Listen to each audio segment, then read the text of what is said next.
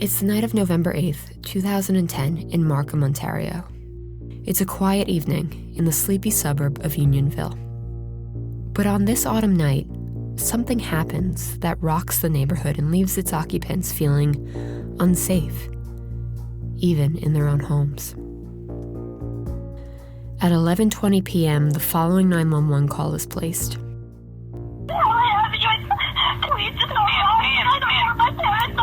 Calm down. Some people broke into our house and showed us all his money.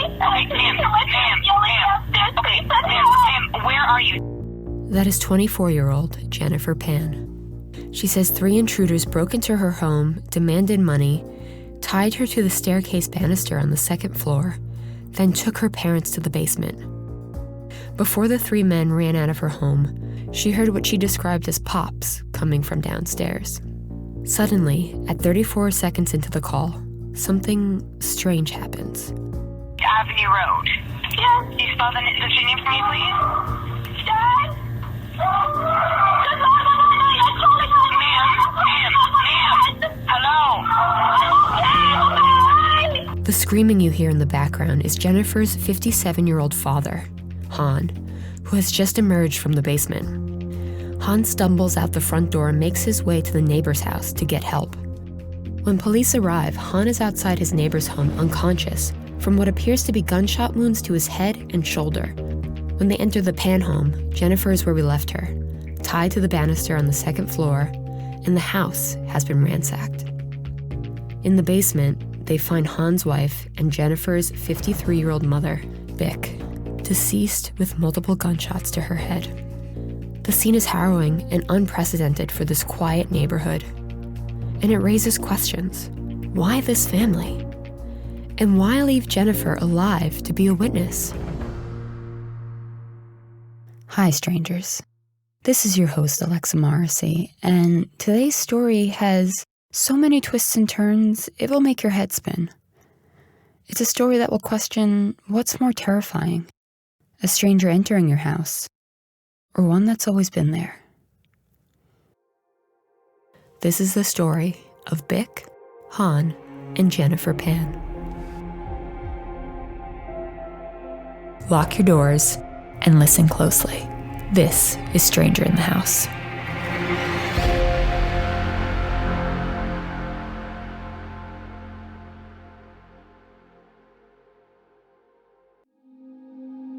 Bick and Han Pan were a classic immigrant success story. They traveled to Canada independently as refugees from Vietnam in the late 70s. They met, they dated, and eventually married in Toronto. They had 2 children, Jennifer in 1986 and then Felix in 1989. Bick and Han were hard workers, and they both had jobs in auto part manufacturing. They lived frugally enough to eventually afford a large home in Markham and luxury cars. Han drove a Mercedes, and Bick drove a Lexus. The 2 of them worked hard to establish a good life for their family, and they expected their children to do the same. At 4 years old, Jennifer was enrolled in piano lessons and figure skating, and by elementary school, she was on track for the 2010 Winter Olympics.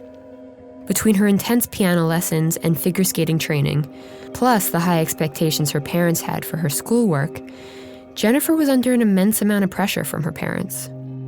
But it paid off. Her report cards showed that she was an A student, and by the time she was ready to graduate high school, she had plans to pursue a career as a pharmacist.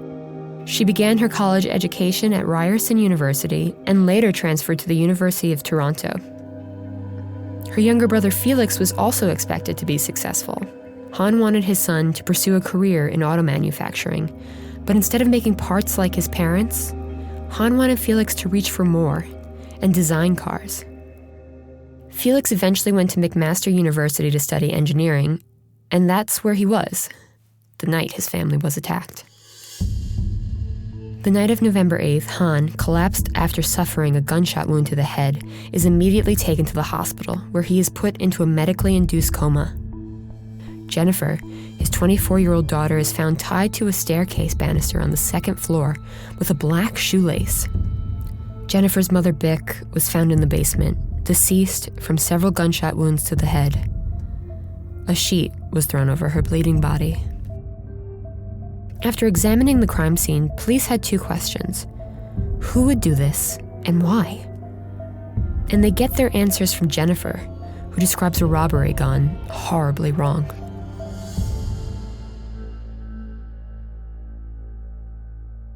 Jennifer, while rattled by the night's events, is unharmed and immediately taken to the station for questioning.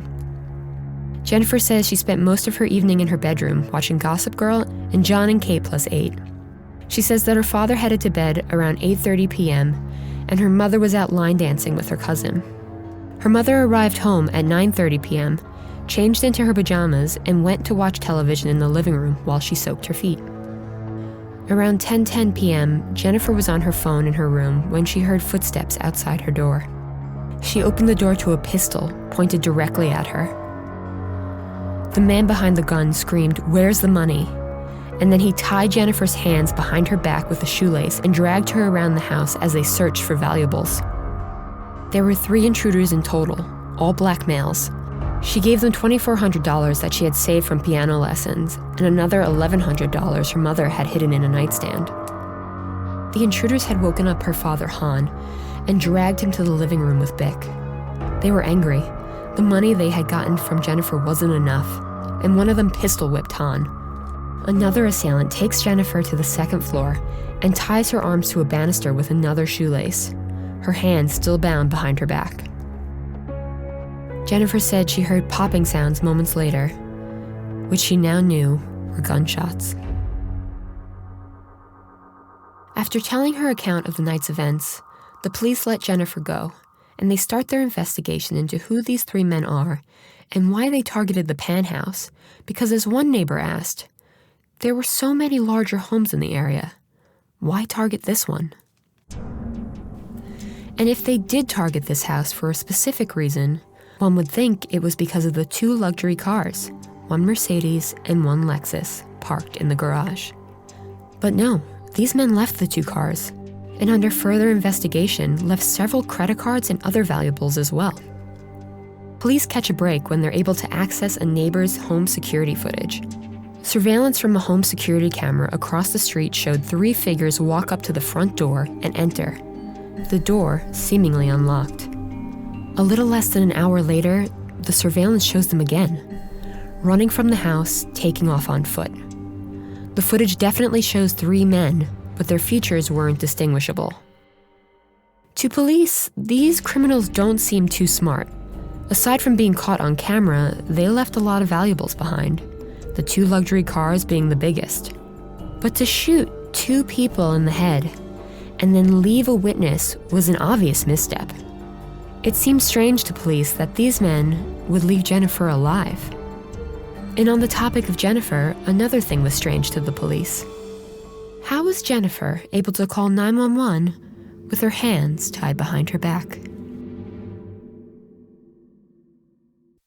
The police bring Jennifer in for questioning again the next day. And they ask for a demonstration of how she was able to get her phone out of her waistband and make the call. The phone was a flip phone as well, making the process seem even more improbable. In the interrogation, Jennifer seems hesitant and still shaken by the whole event, but she eventually gets up and puts her phone in her waistband. She keeps her hands behind her back, her shoulders pulled back to mimic the rope tying her to the banister, and she attempts to reach for her phone. And she does it. She successfully shows them how she was able to grab the phone, dial, and talk to the operator, all with her hands behind her back. With the phone down by her restrained hands, she says she turned the volume on max and shouted at the phone so the operator could hear her. And just like that, she's answered their question.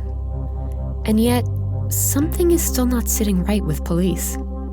Something about Jennifer's demeanor just doesn't feel right. So they follow her in the days to come. They see her go to her mother's funeral with her younger brother Felix, and they describe her as either showing no emotion or appearing to put on a show of extreme emotion. Still, with no leads on the 3 men, the police go back to the 911 call, and they find something odd about it. During the 911 call, you can hear Jennifer's father yell in the distance as he emerges from the basement. Dad?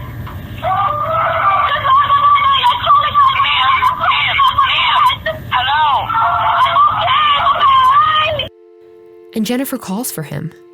"I'm okay. Hello? Hello?" But he doesn't check on her. He can hear her calling for him, but he runs out the front door for help instead. Now, while we can never predict what we will do when faced with such trauma, the police find this strange because what father wouldn't go check on his daughter after a brutal home invasion? Especially one that's calling for you.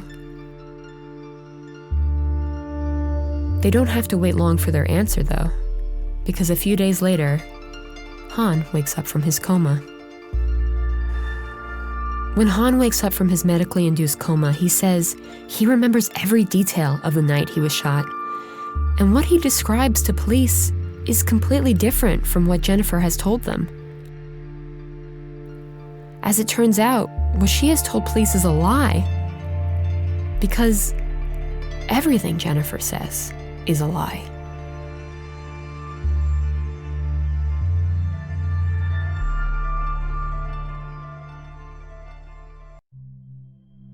When she was young, Jennifer seemed to thrive socially and academically. She showed tremendous talent in figure skating, so much so that she was on track for the Olympics. All that changed when she tore a ligament in her knee in the 8th grade. Dreams dashed, and the pressure from her parents to excel at everything she did, Jennifer began to self-harm, making small cuts on her arm. When she did not graduate from middle school as valedictorian, she was devastated. Her parents wanted perfection, and she felt inadequate. By the time she reached high school, Jennifer was no longer an A student, but her parents didn't know that. You see, Jennifer was getting B's, and while that's not a bad grade, her parents wanted A's. So she began doctoring her report cards to look like she was getting the grades they expected from her. She used glue, a photocopier, and old report cards to create documents to show her parents. Even without A's, Jennifer eventually was accepted into Ryerson University, and it looked like Jennifer would escape high school without her parents ever knowing that she was forging her report cards. That is, until her senior year of high school. Jennifer failed calculus and was unable to graduate high school with that grade, and because of this, the university withdrew its offer of acceptance. Jennifer knew this would be unacceptable to her parents, so she continued to forge her report cards and then tacked on a high school diploma. She told her parents that she was going to Ryerson University for 2 years and then transferring to the University of Toronto. She even told her parents that she had won a scholarship. The web of lies Jennifer was spinning was getting larger, because besides her academic lies, Jennifer was also dating a boy named Daniel Wong. Now, Jennifer had a lot of expectations and restrictions on her. Her parents picked Jennifer up at the end of the school day and monitored her extracurricular activities and forbade her from attending dances, which Han considered unproductive. Parties and boyfriends were definitely off limits until after university. But then Jennifer met Daniel Wong in grade 11. He was fun, goofy, and in the school band. Daniel calmed Jennifer down after she had an asthma attack at the venue that they were performing at. And from then on, they were dating. But as with everything else, Jennifer lied to her parents and kept Daniel a secret. After her supposed high school graduation rolled around, Jennifer started to pretend to attend Ryerson University. To her parents, she had bought all the books for her coursework and would take the bus to class every day. But in reality, Jennifer would go to public libraries where she would search internet for relevant information that she should be studying in school to fill her notebooks with. She'd spend her free times at cafes or visiting Daniel where he was taking classes. She taught piano lessons and later worked at a bar where Daniel was kitchen manager. At home, Han often asked Jennifer about her studies, but Bick told him not to interfere. Let her be herself, she said. Out of the two parents, Bick, it seemed, was less intense than Han. Jennifer spent 2 years pretending to attend Ryerson University. And when her father asked if she was still planning on transferring to University of Toronto, she said yes. And she was actually accepted into the pharmacological program. Her parents were thrilled. She capitalized on their excitement to convince them to let her stay with her friend Topaz 3 nights a week because she lived closer to the university's campus. Bick helped Jennifer convince her father that it was a good idea, but as you've probably guessed, Jennifer never stayed with Topaz. During those 3 days, she stayed with her boyfriend Daniel and his family. She kept this charade up for another 2 years, pretending to go to U of T and staying with Topaz.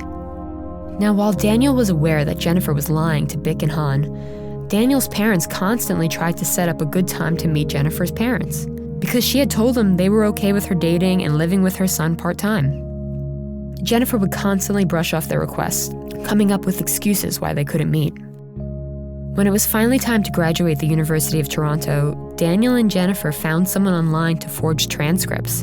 Full of A's, of course. Jennifer told her parents that because her class was so large, tickets to graduation had been limited to 1 per person. So in order not to choose one of her parents and make the other feel left out, she told them she would just invite a friend. Now, towards the end of her fake semester at the University of Toronto, Jennifer told her parents that she had gotten a job volunteering at a hospital blood lab called Sick Kids. This was a ploy to allow her to spend more time at Topaz's, aka Daniel's house, over the weekend. She told them the job would require late nights and possibly weekends. Because while she was in her early 20s and in theory almost finished with college, she was still not allowed to go out with friends and do anything that wasn't seen as productive to her parents over the weekend.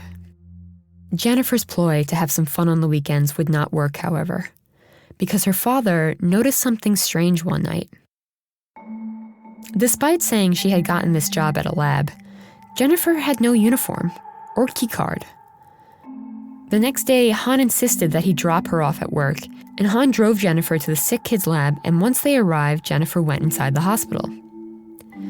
It wasn't long until she realized that her mother had also arrived in her car to see if Jennifer actually worked there as well.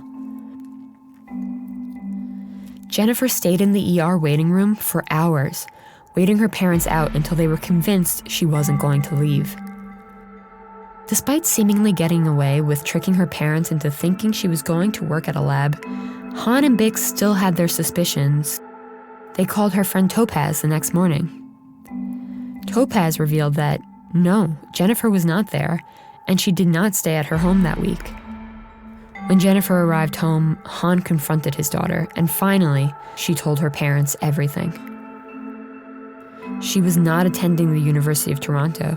She did not work at Sick Kids, and she was staying with her boyfriend they had never heard of, not her friend Topaz. She did not tell them that she didn't graduate high school and never attended Ryerson, however. If Jennifer thought she was on a tight leash before, she had no idea what she was in for after the revelation. At first, Han told Jennifer to leave and never return, but it was Bick who begged her husband to let Jennifer stay. They took her cell phone and laptop for 2 weeks, and she was only allowed to read and answer messages she received in their presence, and they would approve anything she sent. She was forbidden to see Daniel and was forced to quit all her extra jobs except for her piano lessons. They even tracked the odometer on her car to make sure she was only going to and from piano lessons and home. Bick was sympathetic to Jennifer's pain. Her daughter was in love and she couldn't communicate with Daniel. She was a prisoner in her own home. This led Bick to tell Jennifer where her father hid the phone so she could use it after her father went to sleep. At night, Jennifer would call Daniel and whisper over the phone so her father wouldn't hear. Jennifer would get some freedom, and then it would be taken away. One night, she snuck out to see Daniel and arranged her pillows to make it look like she was in bed. But she was found out, and her parents gave her an ultimatum. Cut ties with Daniel and end their relationship, or be with Daniel and never speak to her family again. And despite her love for Daniel, Jennifer chose her parents. Now, Jennifer did try to keep in touch with Daniel in secret, but Daniel was growing tired of this relationship.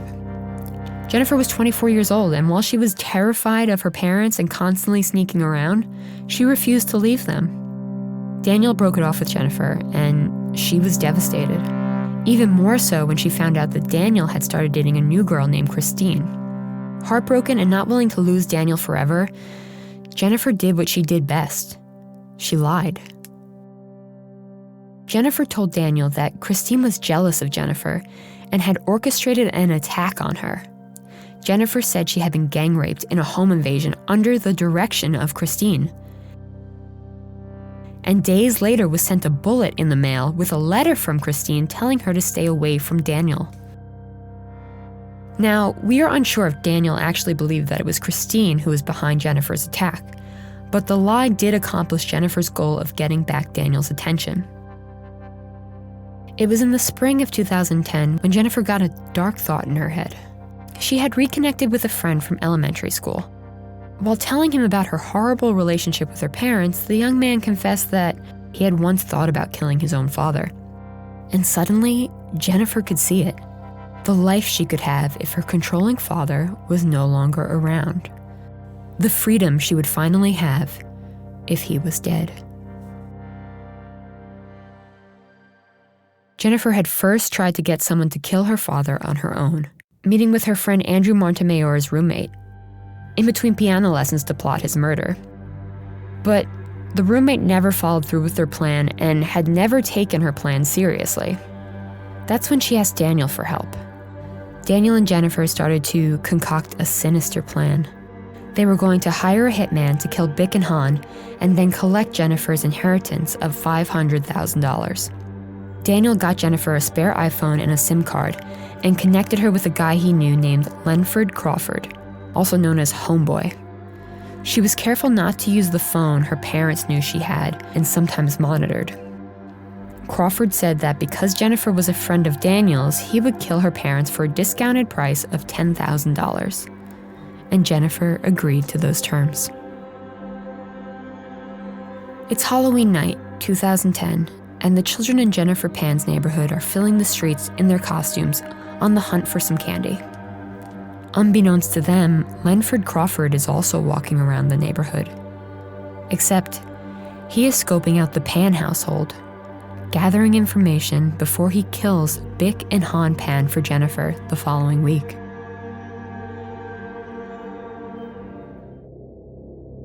On the night of November 8th, her father went to bed early, and at 9:30 p.m., her mother got home from line dancing. Her mother changed into her pajamas and went to the living room to soak her feet. At 9:35, a man named David, a friend of Crawford's, called Jennifer.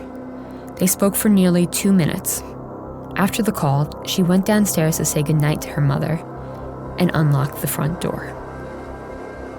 At 10:02 p.m., Jennifer switched on the upstairs light, allegedly signaling to the intruders. And a minute later, it switched off.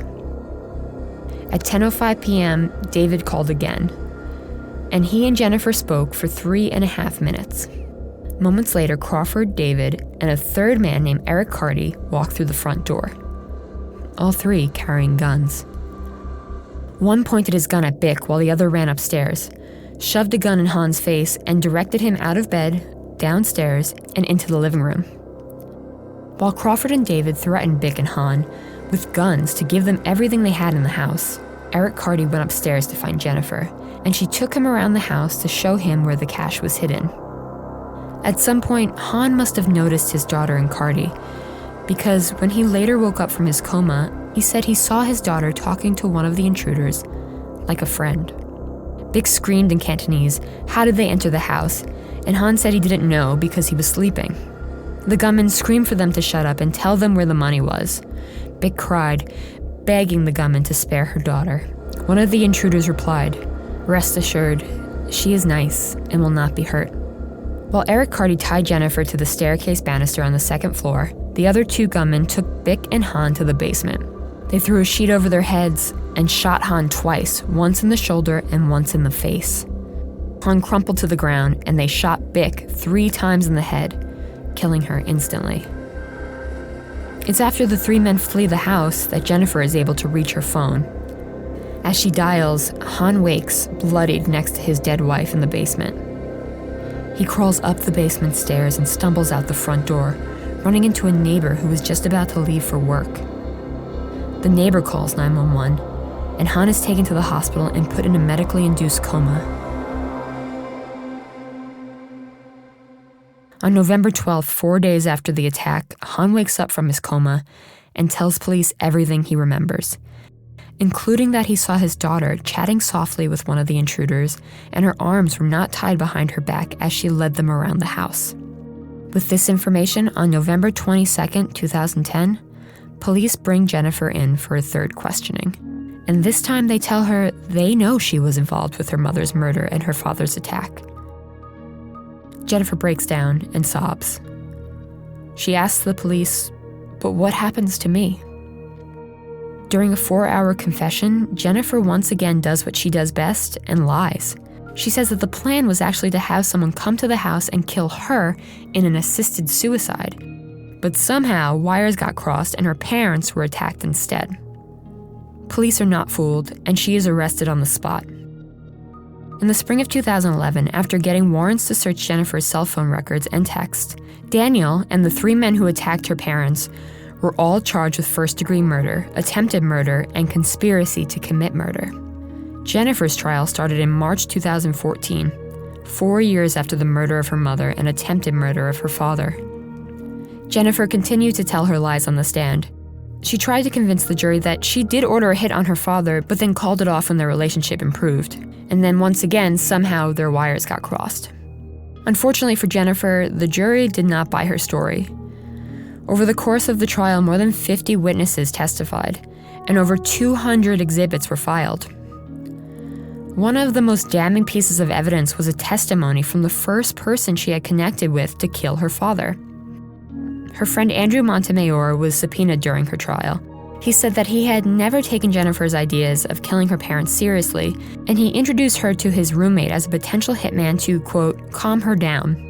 Later, Jennifer gave that roommate $1,500 and called him begging to kill her parents. But he never returned any of her calls after that. Jennifer also called Andrew on November 8th, the day of the murder, to tell him about the home invasion scheme, laying out the whole plan and saying that she wouldn't actually be hurt. Andrew alleged that he had thought she was joking. With this information and all the evidence police had collected, the jury found Jennifer Pan guilty of first-degree murder of her mother and attempted murder of her father. She was sentenced to 2 life sentences, one for each crime, and no chance of parole for 25 years. Daniel and the other 3 men involved were found guilty and were convicted with life sentences as well. Han Pan wrote a victim impact statement during Jennifer's trial. He said, "When I lost my wife, I lost my daughter at the same time. I don't feel like I have a family anymore. Some say I should feel lucky to be alive, but I feel like I am dead too." Jennifer didn't just kill her mother, but she forever altered her father and her brother's lives. Felix moved out to the East Coast to escape the stigma of the Pan name. Han suffers from anxiety attacks, insomnia, and when he can sleep, he says he gets horrible nightmares. He can't bear to be in the house where his wife was murdered, so he lives with relatives. Han addressed Jennifer at the end of his impact statement by saying, "I hope my daughter, Jennifer, thinks about what has happened to her family and can become a good, honest person someday." Jennifer Pan remains in prison, where she will most likely stay until she dies. An ironic end for a girl who desperately wanted her freedom. Jennifer invited 3 strangers into her home to murder her parents, who only wanted the best for their daughter. But the truth was, they didn't know their daughter. She had spun such a web of lies to keep them happy that they never realized that she was a stranger in their house.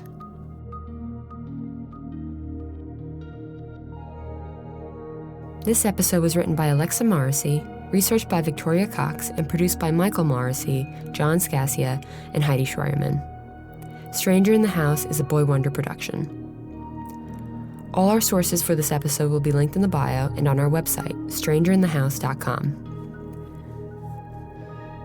But a special thanks to Karen K. Koh's article, Jennifer Pan's Revenge in Toronto Life, and Marco Margaritoff's article in allthat'sinteresting.com. You can follow us at strangerinthehouse.com, @_strangerinthehouse on Instagram and TikTok, and @_strangerpod on Twitter. Stay safe, and thanks for listening.